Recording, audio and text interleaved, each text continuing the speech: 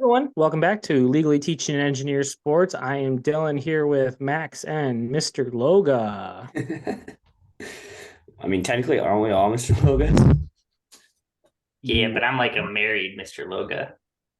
he's a more seasoned Mr. Loga, apparently. But yeah, this is Legally Teaching Engineer Sports. We're all the way up to episode 29. Today will be Thursday, April 6th, the first day of what, Max?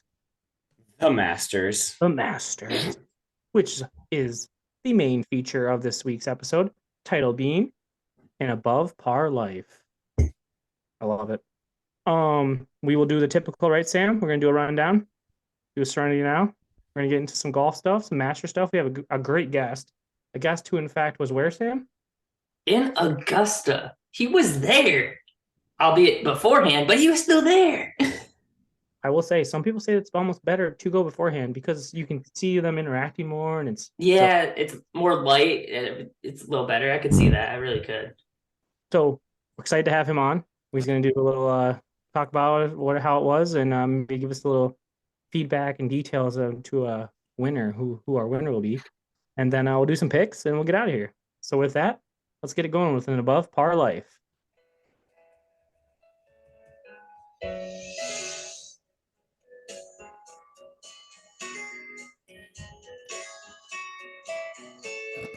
That's all you need to hear. And if you had Jim Nance on the call, a tradition unlike any other, the Masters. CBS Masters music, I love it. It's so calming. It's the most. Hey, Speaking of Jim Nance, he broadcasted his Final Four game this past weekend. So let's just, I guess, delve right into the March Madness. Wrapped up, we saw UConn defeat San Diego State. Sam. Hey, I've been thinking, I've been rattling my brain. I think this is the first time I've ever picked the winner. So pretty hype. UConn, they cakewalked that. ESPN called that for days. They were not challenged in the least. No, they covered every game. They whooped every game, double-digit wins every time. Hey, They were good. love it. They were It was impressive. great. Huge shout out to everybody that participated this year in our challenge, but sucks to suck. Cody thinks he deserves a t-shirt for getting second place, but as we're gonna hear from Tiger Woods later and Ricky Bobby, if you ain't first, you're last. Exactly. does Cody want a participation trophy too? Like, come on, man. Yeah, let's take the Come on. average of his 2 brackets he put in there, and we'll see where he actually landed. Ooh. Nice. Yeah, shout out to all the bracket winners out there. You weren't the only one, Sam. I won one. Yeah, but I mean, what do you play against the blind and the deaf who never watched a It was all sporting event in Max's their friends. life? It was all Max's friends, so yeah, it checks out. Yeah, it checks out. Yeah. Dylan did win our hockey team bracket, so good job. Snaps to Dylan. So yeah, I don't know. March Madness was good. Sam, you wanted to make a comment about the championship game, I think. Oh yeah. Like, so I know Dylan's gonna have his running later. I'll take mine right now. 9:20 tip off on a Monday night. Can we change that for the love of God, please? I don't care that it's a Monday night. Can you do 8? Can we do a Sunday at 2 in the morning? Would even be better. 9 p.m. on a Monday night sucks. Yeah, my Tuesday was rough. I'll say that. There's no doubt. I literally went to bed and was like, all right, UConn's either going to continue to blow them out or it's going to get close, and I don't care. So I just went to bed at half. I mean, I fought all the way till like about the 7-minute mark when UConn was up like 15-20. I was like, yeah, it's game over. Just rolled over, went to bed. I had to fight to the bitter end because I had San Diego State plus 15 and a half, and they lost by 17. So Yeah. tough sudden there. But yeah, I don't know. It was a good March Madness. A lot of crazy things. Like even the Final Four game, right? San Diego State buzzer beater against Florida Atlantic. I was unhappy just because they had Florida Atlantic money line, but still a sweet shot and moment. So that was cool. Did you see a replay of that? His foot was like a centimeter from going out of bounds. Pretty sweet. Yeah, that was wild. Yeah. But yeah, March Madness, good stuff. One more quick college basketball thing. A little shit balls. Oh no. To Michigan basketball. Jet and Kobe head to the NBA draft. Likely both. Jet's probably potentially a top 10 pick. Buffkin's probably a late first round pick. And then Dick Down Dickinson's hitting the portal. It's a bummer. I think whatever. Jet wasn't cutting it for me personally. If you take him top 10, you're a desperate team right now. And Kobe, that's solid, but yeah, Jet just wasn't. He wasn't it for me. Yeah, fair. Yeah, I think, yeah. I mean, I was gonna say kind of along. Kobe was the heart. I mean, he was kind of like their floor general manager. I mean, Dickinson's very good at what he does, but I think Terrence Reed coming up could be even a bigger factor. So I'm excited to see him grow and become better. Yeah, I'm not concerned. Yeah, I think Terrence Reed just had to work on his free throws, and then they already got a guy from Alabama to in the portal. They gotta get a dog, and then I think they'll be all right. I'm not concerned about Jawan getting a solid big man. He'll do that. Yep, and he already has it. So, all right. Max, what else do you have for the round table? I mean, just for our round table, Major League Baseball is here, so it's kind of exciting. I mean, I've watched Tigers every game so far, and I think they should take a page out of like Moneyball and play some small ball and realize they don't have the big bombers that they used to. So let's bunt the ball and let's. All right. So in the new rules, I ranted to Dylan about this. So in the new rules, the pitcher only gets to pick off twice in that bat. So when he tries to pick off twice when it's a 1-1 count, you can't do it anymore. So why isn't your lead halfway to second? Why aren't you stealing? That's an automatic free base. It happened twice against the Astros in their second game. And I texted down on the second. I was like, I don't know why they're not stealing. I don't know. Hey, I texted you during that World Series of baseball, and why didn't they bunt? Bunting needs to be a bigger part of baseball these days. It should be more important. It's not talking enough. about top of the ninth. Yeah, the top of the ninth. And get the runner to second. Yeah, no, I agree. I still think back to the 2013 or 14 Tigers playoff game where Hernan Perez hit into a double play, basically ended the season. So yeah, I mean, I'm with you. I'm there. Baseball is back though. Games are about 35 minutes faster, so that's pretty neat. I do not hate that. I kind of think I don't know how I'm going to feel about it in the park, though. I really enjoy being in the park when I'm there. So we'll see. TBD. We might be boots on the ground on Comerica on Saturday, so we'll have feedback on that soon. Yeah.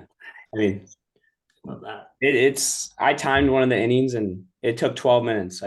Opening day for the Tigers, I timed one. It was 12 minutes from top of the inning to the bottom, 6 outs. 12 yeah, so that's fast, and that's going to make the 999 difficult. What's the 999, Sam?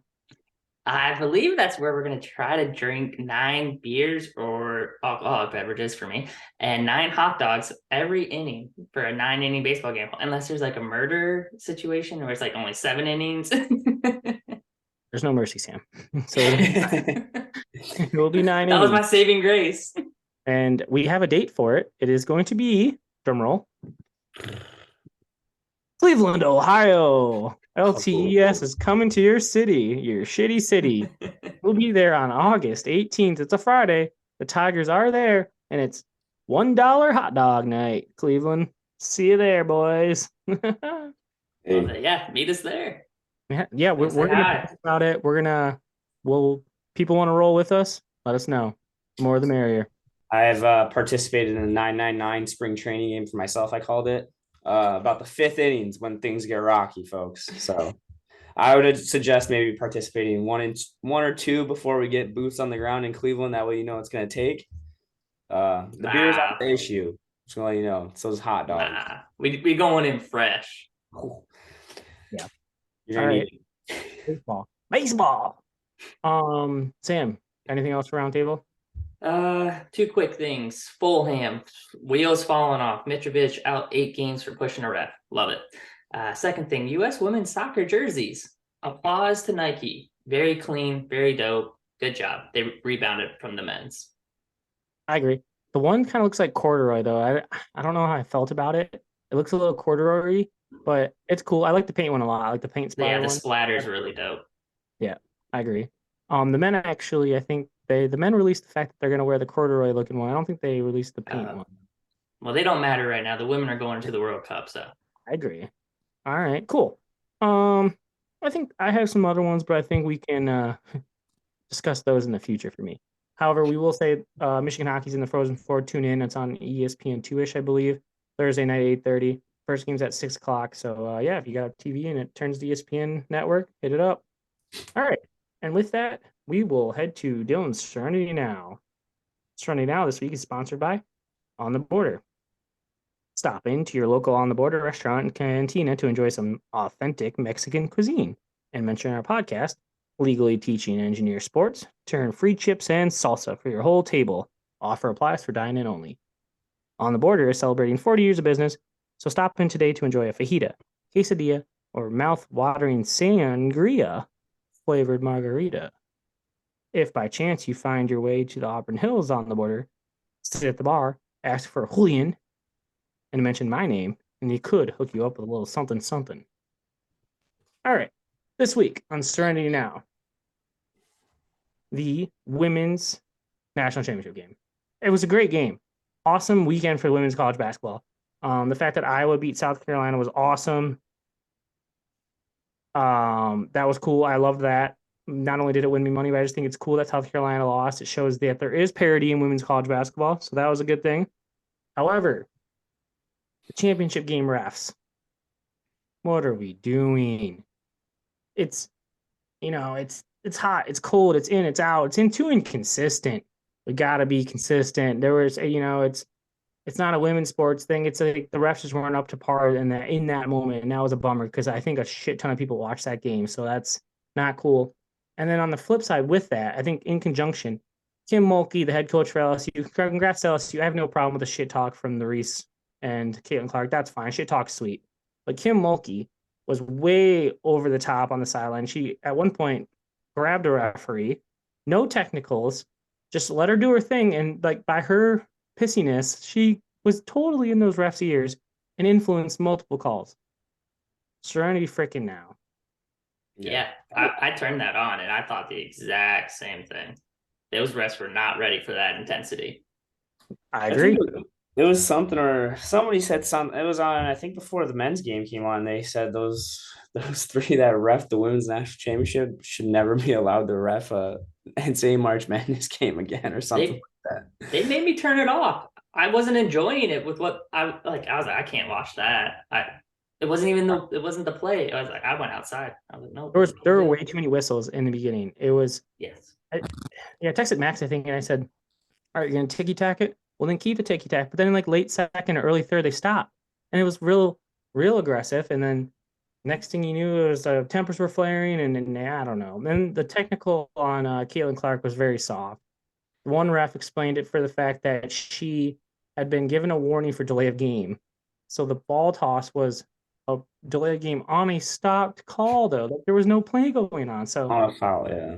Weird explanation, but it is what it is. Neither here nor there. Serenity freaking now.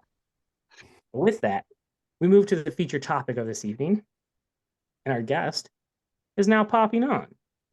I'd like to introduce Mr. Tom Selinger, 1L.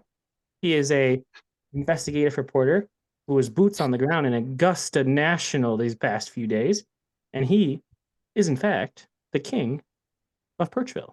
Tom, welcome to it. Two-time king of Perchville. Thanks for correcting. Yeah. 3-time polar plunge participant. Thank you. I love that. In fact, you're with 3 dudes from Taos that have never done the polar plunge. Nope. I've never been to Perchville. Some men are just cut out for certain things. So. A man amongst boys. What can we say? That's a nice hat you got on there, Tom. And is that a green jacket I see? This is a makeshift green jacket, correct? Yeah, in honor of the tournament this weekend, I thought I'd break out the green jacket for today. I love it. I really love it. So I think you see the Masters hat. So Tom was in fact there, right? You were there Monday, Tuesday. So I was there for the Tuesday practice round. That's correct. So I had the opportunity to join or to be there for the practice round on Tuesday, which was a really cool experience.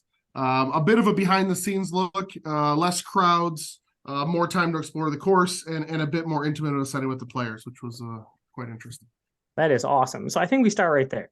I know Max has some questions. I can see him, the smoke coming out to it. Max, ask away. All right. So I know, like, to even get to Augusta, there's like a wait list for years. So how would you pull that off? Yeah, it did feel like the world's most exclusive club, right? It was it was certainly some level of exclusivity. So as with anything, you know someone who knows someone who knows someone else. So my brother, frankly, he got some tickets and was able to pass them on to myself and my brother-in-law. He was unfortunately not able to attend. So they were gifted to me, and we were guests of a member. So we actually got kind of a little bit different treatment. We got to go in certain sides of certain places, and we were guests of Mr. So-and-so for Tuesday's practice round. So it was again a pretty cool experience. That's badass. So how close did you get to these golfers then? Like, well, I mean, as close as we are to the computer in some cases, right? So, yeah, if you haven't been to a golf tournament, it's a different experience. I would argue it's the least, or sorry, the most different of any sport in terms of what you see on TV versus what you see in person. You can follow the crowds, you can follow Tiger, you can follow Rory and stand 10 deep. You can talk to Will Zalatoris as he's walking past you in other cases, right? So there's also that tier level of A, B, and C. I love that. Crowds follow accordingly. So that's a good spot actually, Tom. So we'll come back to your experience in Augusta, but let's do that. So if you're on boots on the ground at a tournament or at a weekend, you're there for a day. Let's say I've been to Rocket Mortgage. It's the only one I've ever been to. Sure. We can all, Sam, you can put some input in, Max. I know you've been. But we'll start with you, Tom. What do you recommend for viewership? Do you follow the big crowds? Do you scope a spot by the bar? Yeah. Par threes? What do you do? Yeah, you may find this funny, but no, I tried to skip the bar. Yeah. Yeah, I tend to be the 2 or 3 holes ahead of the premier group kind of methodology. So you go a couple of groups ahead, you get to see the people in front. Maybe it's that B, C, D list, even type players, and then you're well positioned for someone to come by, the marquee group to come by and see 1 or 2 or 3 shots. Again, skip ahead, gives you a chance to see the course and the good players. But it is difficult to follow a Tiger Woods as an example for 18 holes. Is my experience. It's an uphill battle, and you will not see as much as you would probably like. Yeah, that checks out. All right, fair. Max, what would you? If you were boots on the ground, it's even at a Rocket Mortgage or So the one that we've been to, Rocket Mortgage, I think Dylan and I had a good tactic. We'd finagled our way into the grandstand basically, and we could see 3 holes for one, basically the price of one. Yeah. So we got to see, I don't even remember the holes, but we got to see him. I think it was the end of 17 and the start of 18. Yep. So we could watch him tee off on 18, and then we could look down the fairway and see him putt on 18. So we could see essentially like 2 holes, full holes where we were standing. So it's kind of the method we went with. Yeah, I like that. Yeah. Sam, have you ever been? No, I've never been. I really should. I'm in North Carolina. They're not very far from me for a lot of the great courses that they play. I really need to go to one. But I would have done your guys' methodology, but now here in Tom's theory, I would definitely do that and just be ahead of the group and then post up when I catch wind of, a Rory coming down the line or something. Yeah. I think I'm with Tom and Max. So at Rocket Mortgage, the biggest name was, I think, Phil. Phil was there. So we bopped a couple of holes ahead, but then he walked right in front of us. So I had to go, let's go, Phil. And, he gave it a pump, he did his left pump. So that was badass. He's a live guy, but I still like Phil. So that's a question I have if we want to jump into it now. Sure. Tom, you're probably the biggest golf fan. I've just dove into the Netflix show, so I'm all in and out. But are you about the live or not about the live? Yeah, so I am not about the live, to answer your question. Great answer. I am not about the live, and let me expand a little bit why. First off, from a business perspective and a business background, right? They simply don't make money. And it's being floated as an alternative to the PGA Tour, and at the end of the day, they're not making money. So how is it really a sustainable model to pay certain golfers hundreds of millions of dollars to buy them into your league for something that's not going to profit? And I think even the media reports are that they're starting to even cut costs in the live sphere. So that's kind of my main take on it. But I have to admit, they have pushed the PGA Tour in a good direction. So the PGA Tour has made some changes that have, I think, are probably for the better of golf in general. But I struggle with the live thing, and I also struggle with the idea that live golfers can go back and forth between certain tournaments. And I was just going to ask, what do you think about the live guys? Yeah. So that certainly was one of my big takeaways, thinking about this conversation today and reflected on yesterday in Augusta is live versus PGA is real, right? It is very real. So when you see practice rounds, right? For those that don't know, practice rounds can be 9 holes, can be 18 holes, can be 12 holes. It's whatever the players decide, whatever they want to go out and play, first tee, 10 tee, morning, afternoon, night, whenever they want to go. But they also get to pick their own partners. And there was only one example, I believe, as of Tuesday, where a live golfer and a PGA golfer had played in the same grouping, which actually ended up being Rory McIlroy and Brooks Koepka on Tuesday when we were there. We watched them putt out on 9. That's bad. That was the only combination. Other than that, you would see live groups come through, and you would see PGA Tour groups come through, right? So you'd see Cantlay, Schauffele, Homa, Scheffler all together, followed behind by Cam Smith. Let me correct that. Cam Smith and Adam Scott, they were an Aussie, right? An Aussie pairing, so they were not necessarily a full live group. But anyway, I think live versus PGA is real. So was there any chirping from the fans, or there was not, right? It's a respectful, it's a gentleman's atmosphere, so there was no chirping from the fans, although I did anticipate that. And I think in other tournaments, waste management as an example, there probably would be some chirping. Obviously they don't play in the PGA Tour events, but I was a bit surprised there was not. So give it till Thursday. Yeah, I was gonna say come Thursday, Friday, maybe there will be. That's a nice cup, by the way.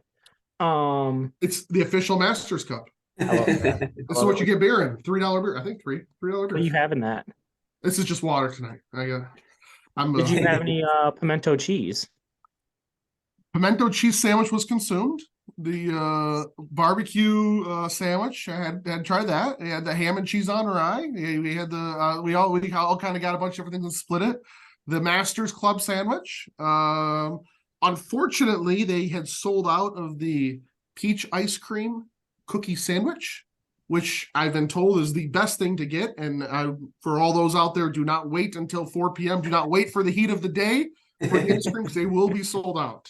That's funny you say that. I saw a video of Tom Kim, the young guy, the first year at the Masters, and he was just oozing over the peach cobbler or peach ice cream sandwich. So thanks for rubbing it in. Yep, I'm sure it was great.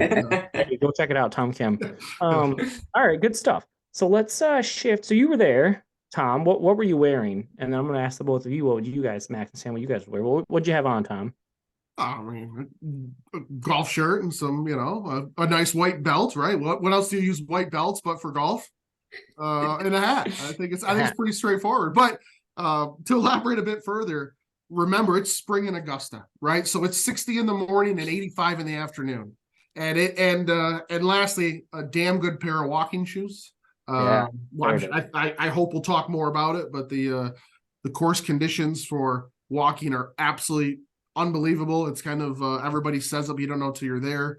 The ups and the downs, the hills, the slopes, the valleys. Nice pair of walking shoes and dress in layers. That would be the suggested here. Yeah, nice.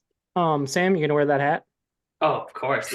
This would be the go-to fit for me. You got the vineyard vines, so you're looking classy. You put the hat on, keep yourself shaded. That's important. You don't want to get burned. If you get burned, it's over. So there is no dress code, Sam, but I counted exactly 2 people in t-shirts out of the 100,000 people that are there.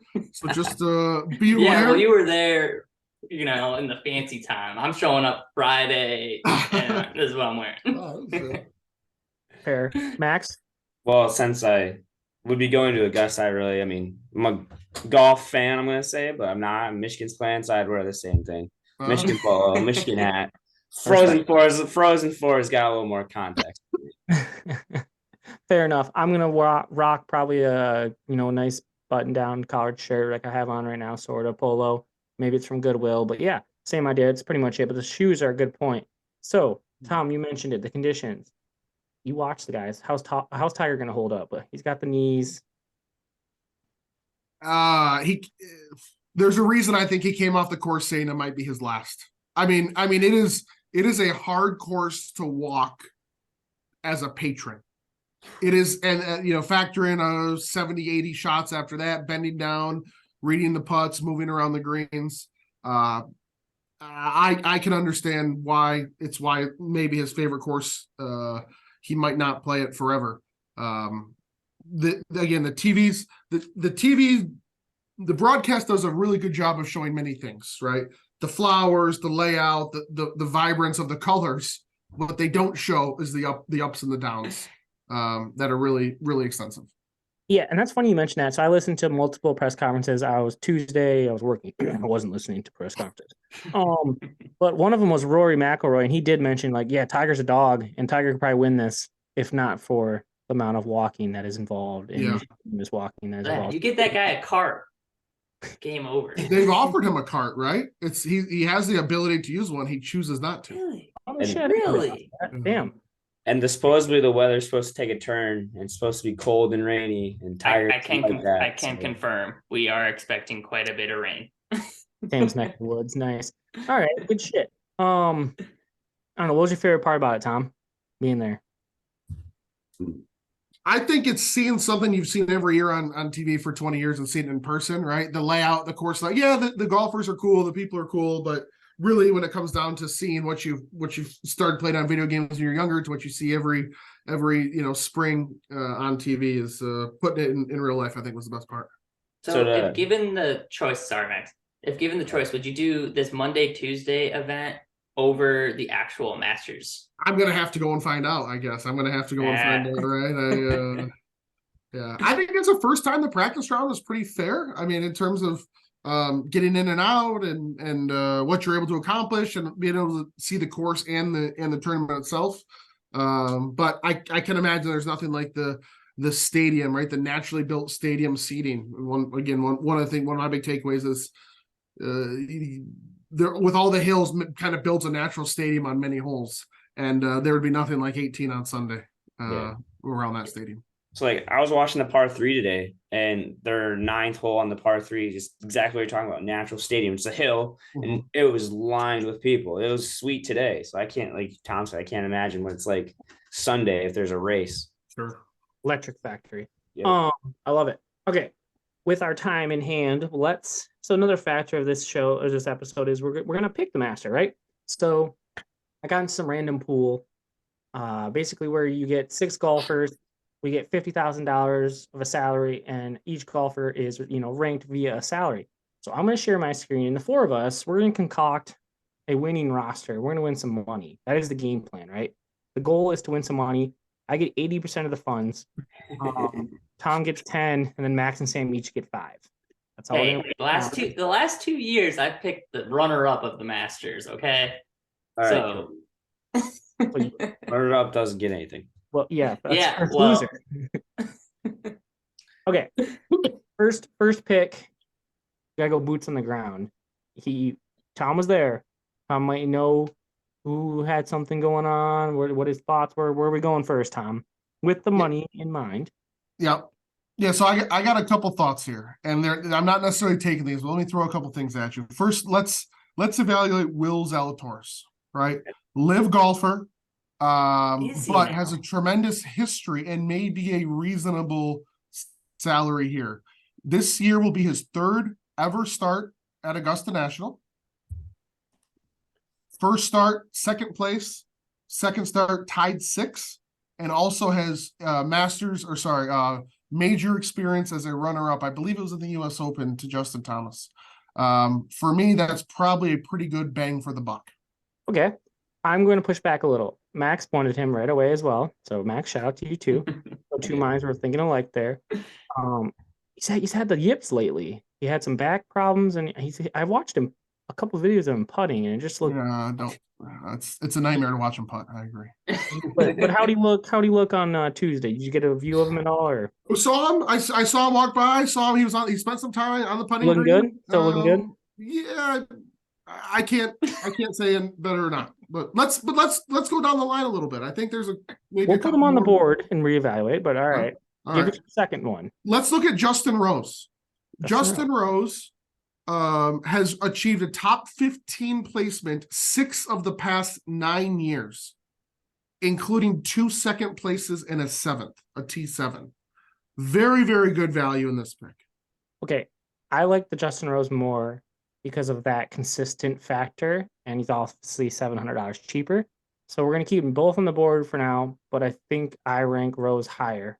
Okay. But all right, those are both two good ones. I got a few more if you're ready. We're Song J M. Sung Jae, ooh, I like him. Where's he at? He's played Augusta National 3 times and came in the top 10 twice.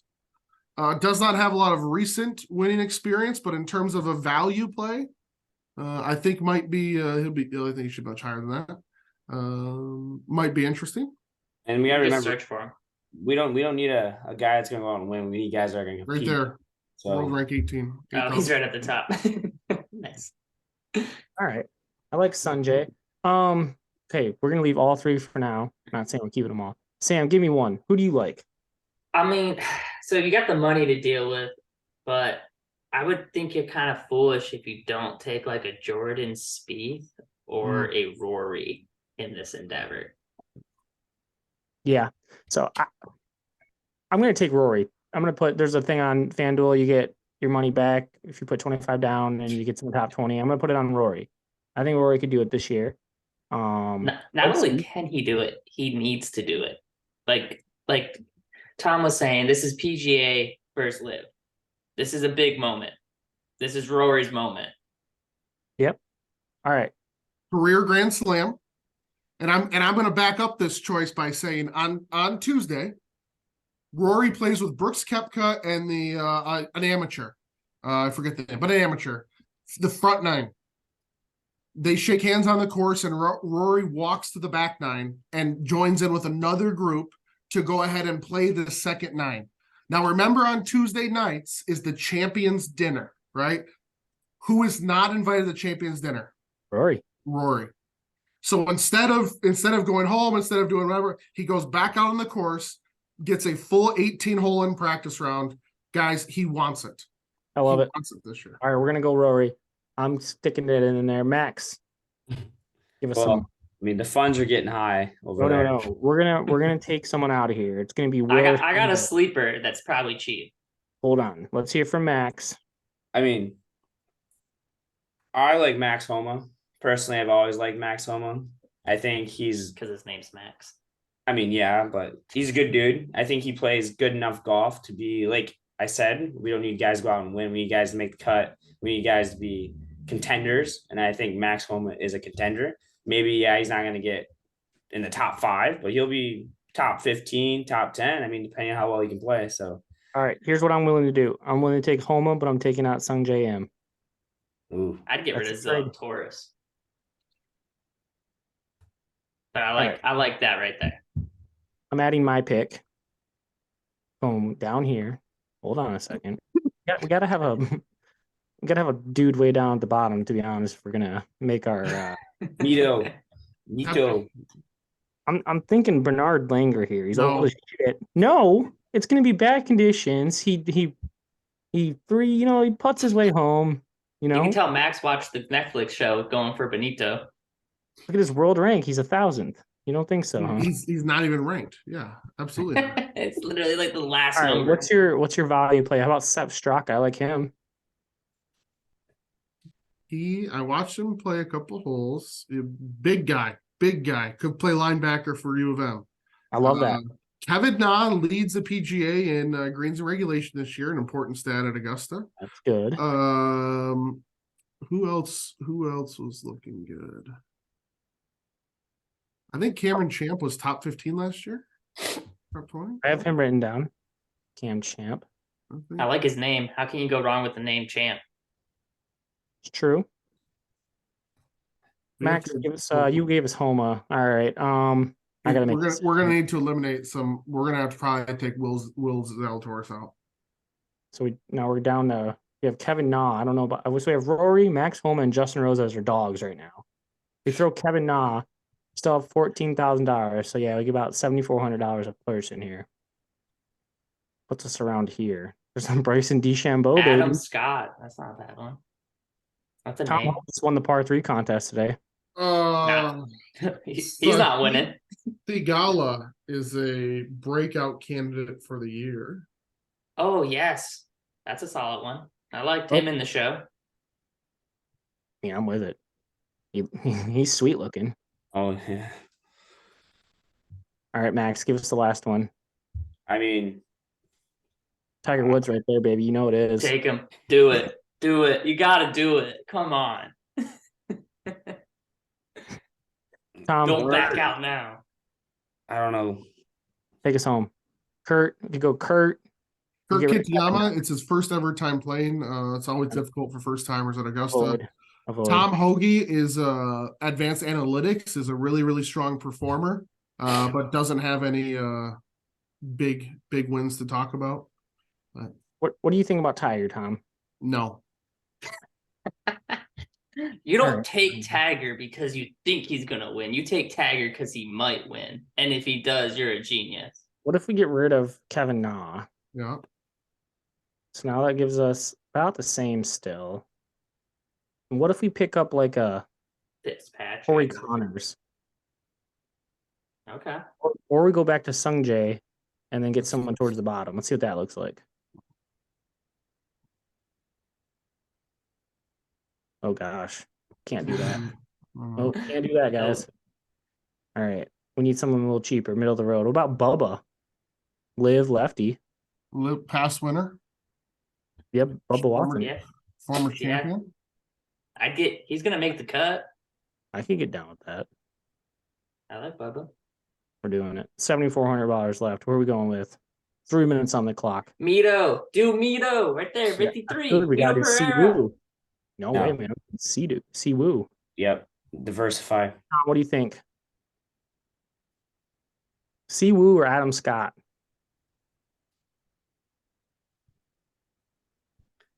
Asian or white? Come on, let's see if you're racist. Based on their abilities. I think Adam Scott. All right, I'm with it. We got our team. $100 left. That's all right. Justin There Rose. it is. Screenshot that.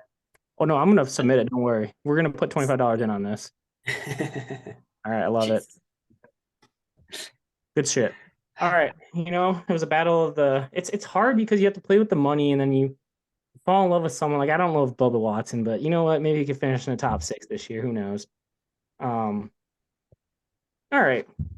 With that, let's just jump right to our Masters picks. We're gonna just post our regular picks to the YouTube this week. I know he's a first-time Master competitor this year, but one of my bold picks is Tom Kim. He's been playing golf a long time professionally and a teenager overseas. And then give me Corey Connors too. Actually, he won last week. So none of the guys in our team. But those are where I'm going. Max, where are you going with Bold or whoever you think? Oh, I'm also taking Roy McIlroy, but Max. Give me Cam Young. He's a dog, and I think he's gonna have it this year. So give me Cam Young. I'm just gonna go Cam Young. Or ultimately, when I go place a bet, I'm gonna put it on Justin Thomas though. So, but Cam Young is a sleeper. Justin Thomas for the win. Roll Tide. All right, Tom, where are you going? I'm going Jordan Spieth. I think you need someone with experience. Jordan Spieth is playing better than he has been playing the last couple of years. Jordan Spieth. All right, I like it. Sam. Yeah. So I'll be honest. I watched that Netflix show, and I'm gonna take Tony Finau. I think he is a family man. I think he's gonna come out there and just tear the Masters apart. That's my winner. I love it. All right, excellent. Thank you so much, Tom, for being on. That does it for episode 29 of Legally Teaching Engineer Sports and Above Par Life. Our quote comes from Tiger Woods. We're all going to be rooting for Tiger this weekend. If you're going to come in second, you're just the first loser. Amen, Tiger. A frickin' men. Shout out to our great heroic listeners. And what's our POV? PVO. Go blue.